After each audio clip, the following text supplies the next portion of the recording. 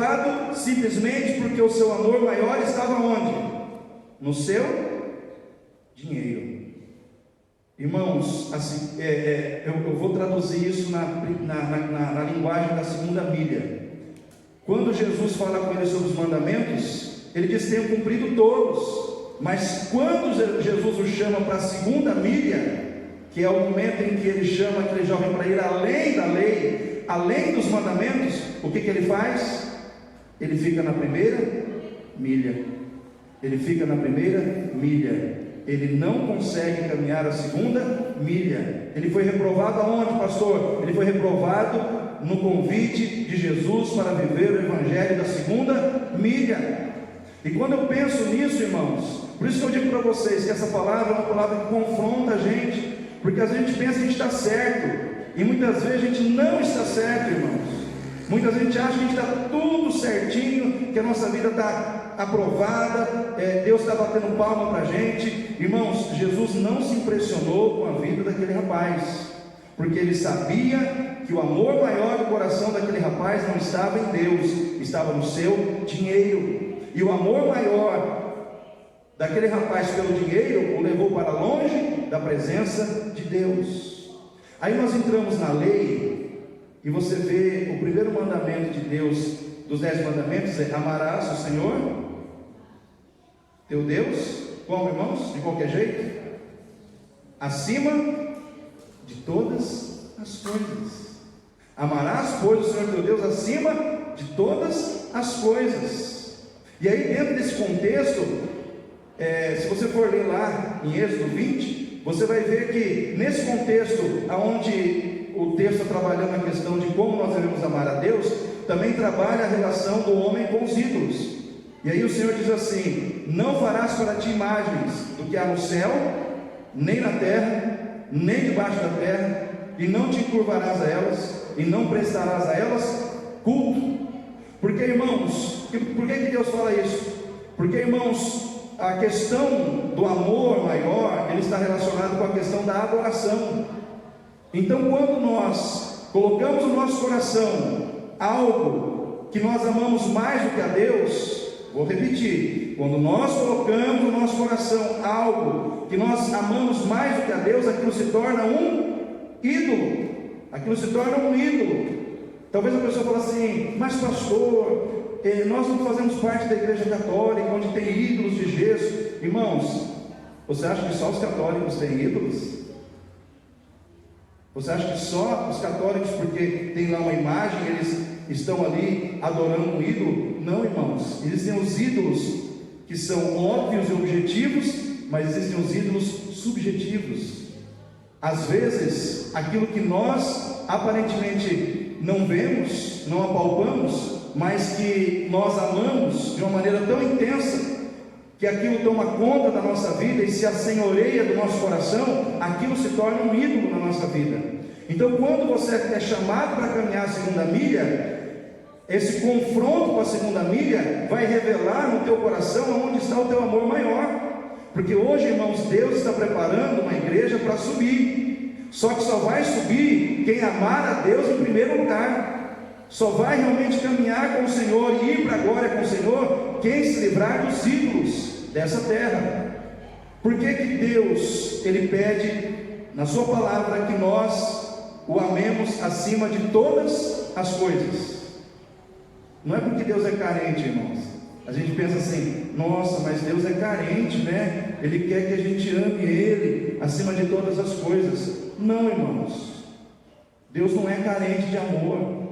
Deus não é carente de nada. Se você não amar Ele, Ele vai continuar satisfeito com quem Ele é. Sabe por que Deus pede para mim e para você amar a Ele acima de todas as coisas? É muito simples. Sabe por quê, irmãos? Sabe por que Ele pede isso para mim e para você? É porque Ele sabe que aquilo que se torna o alvo do amor maior da nossa vida vai governar a nossa vida. Porque Ele sabe que aquilo que se torna o alvo do amor maior da nossa vida vai controlar a nossa vida. Porque quem nós mais amamos é com quem mais nós nos comprometemos. Então Deus, Ele sabe que se você amar a Ele acima de qualquer coisa nesse mundo, o seu coração será dele para sempre.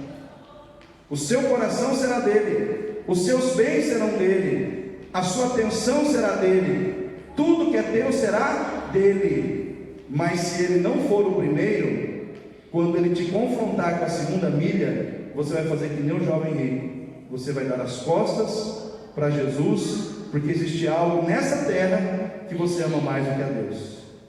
Por isso eu pergunto para você, querido, você está preparado para viver o evangelho da segunda milha? Porque, irmãos, viver o evangelho da segunda milha é você deixar de se conformar, de dar para Deus só as sobras, de entregar para Deus só aquilo que você não está dando, muitas vezes, para aquilo que você ama mais. Irmãos, viver o evangelho da segunda milha é ter a coragem de fazer a vontade de Deus, não porque uma lei, uma regra ou um pastor te obriga a fazer, mas porque você tem um coração que está em Deus, e tudo que você pode fazer, você quer fazer para agradar a Deus em primeiro lugar. Amém, irmãos?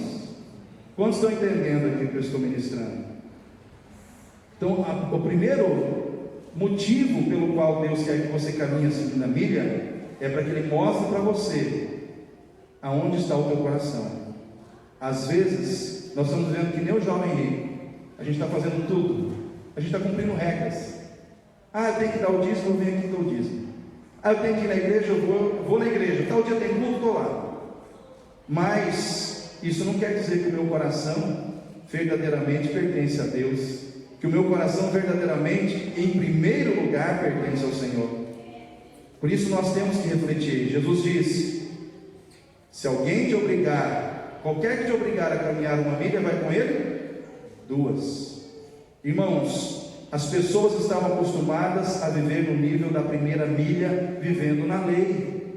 As pessoas que estavam ali, os religiosos da época, irmãos, eles olhavam para a lei, e a lei dizia para eles assim: ame o teu próximo e odeie o seu inimigo. Jesus disse: não é assim.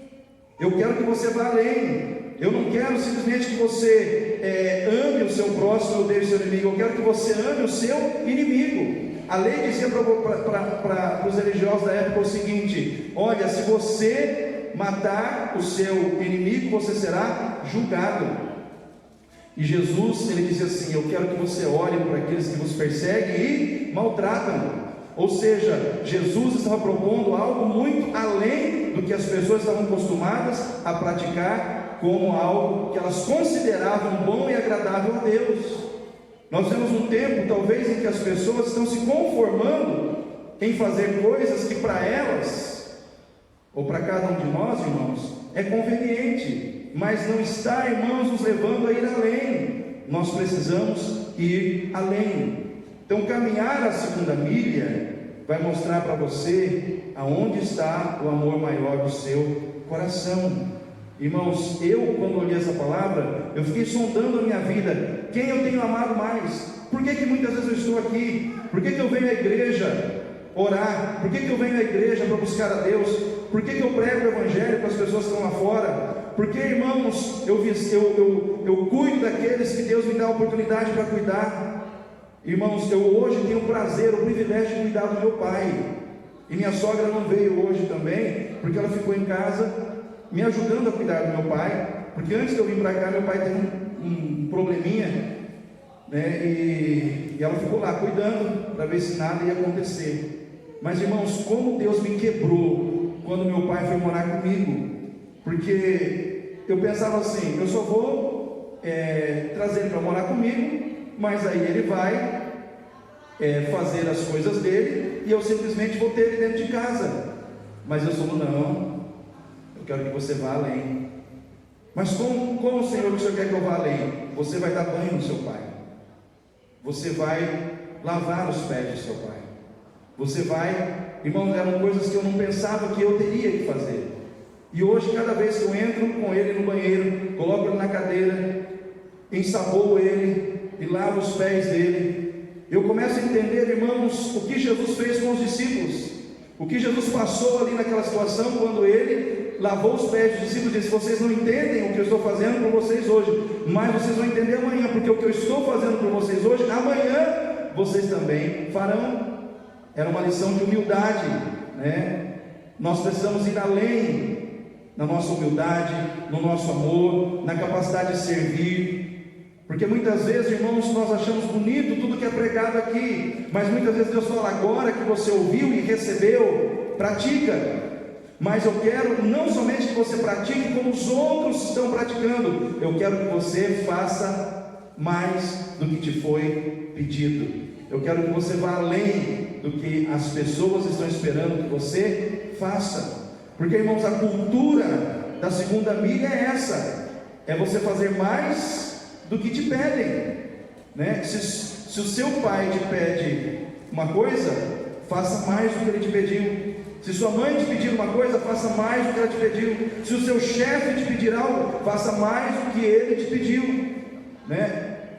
Acostume-se a dizer: não, eu posso fazer mais e melhor. Fazer mais e melhor.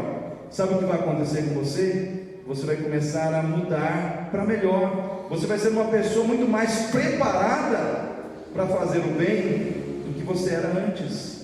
Mas para isso você tem que ter disposição de fazer por amor. Amém, irmãos? Por amor. De nada vai adiantar eu pregar essa palavra para você se você não entender que a mola propulsora que deve mexer no seu coração é o amor. É o amor que deve te impulsionar a isso. O segundo motivo, irmãos, pelo qual Deus quer que nós caminhemos a segunda milha, é porque Ele quer ver em mim e em você a manifestação da natureza dele em nossas vidas.